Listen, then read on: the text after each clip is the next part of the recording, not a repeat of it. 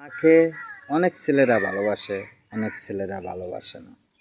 যারা মাকে ভালোবাসে না তারা মার দিকে কোনোদিন খোঁজ খবর নিতে চায় না। কেন?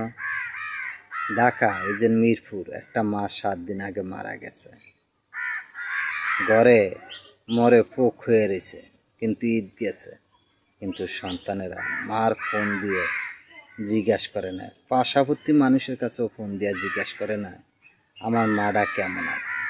তো পার্শ্ববর্তী মানুষে গন্ধ অতিরিক্ত পাওয়ার সময় 3 লাইনে ফোন দিয়ে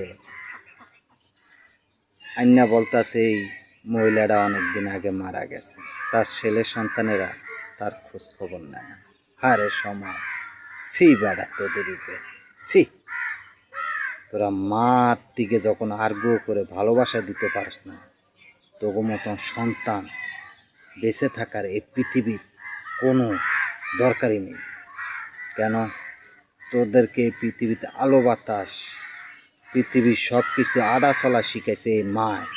এই মার দিকে যখন আর্গ ভালোবাসা যখন দিতে পারস না, তোর মতন সন্তান বেঁচে থাকার কোনো প্রয়োজন নাই।